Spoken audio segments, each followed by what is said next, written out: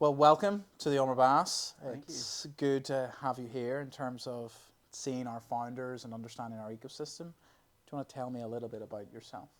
Sure, no, it's great to be back.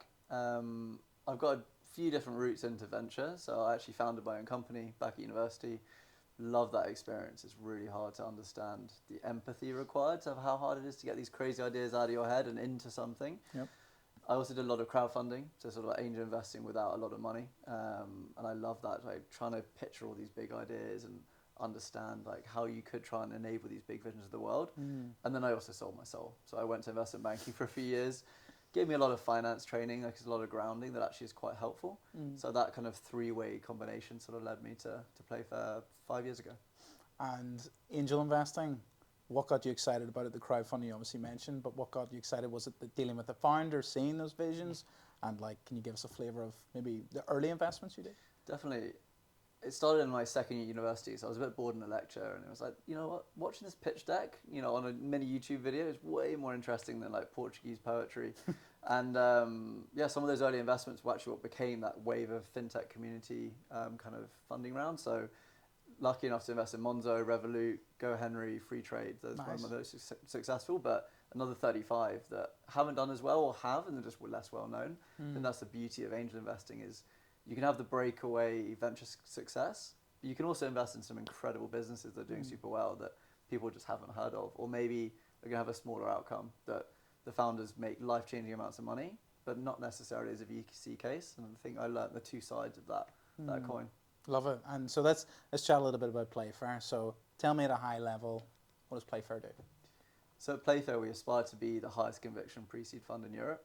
That's what we want to do. What that means below the jargon of that branding is only investing 6 companies a year so that we can pick the companies where we feel the founders have gone that extra mile to understand the problem, to like build a product that is really closely tied to that problem statement.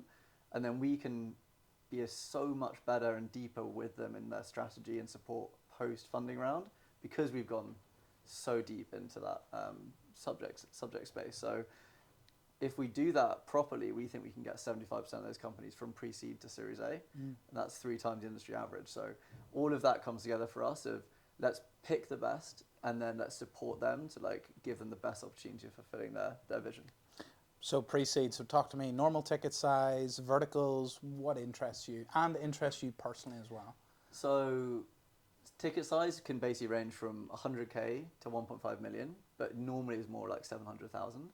And what we really aim for is 10% ownership in a business. So it depends on your round size as that flex. We're a generalist fund and I'm a generalist investor, which makes it really hard to kind of just pin me down. But the reason I am that is because I like being founder-led. I'm not going to sit in an ivory tower and say, this is my view of XYZ market. I want to kind of bring that out of a founder. And that's almost like that's a skill I should have, enabling other people who are the true experts. That said, I've probably invested in marketplace, network effect businesses, applied AI businesses, B2B SaaS, like everyone else. Maybe as the kind of 3 biggest categories. And then as Playfair, we've backed everything from recycling robots through to like Web3 gaming companies through to, consumer facing like marketplaces. So we do genuinely love anything and everything. And you're here in Northern Ireland, you've done a deal here before. What excites you about our ecosystem? I mean, Liz is a great example. She's incredible. She's the PhD of cement. She is literally the queen of cement and now raised a massive 17 million Series A. So I think that's a great example of how the best founders can come from anywhere, and there's absolutely no reason why they come in Northern Ireland. I think there will be so many more massive companies built here. I think it's a combination of the support network and the ecosystem that's been built up around the early stage. The BAS is such a core part of that, but also bring in like other angel investors, other like funds and accelerator kind of programs, particularly run by like the likes of Techstart and others that fund people through each of those like ideation, pre-seed, seed stages, and now increasing their more international investors that can continue that and take them kind of beyond.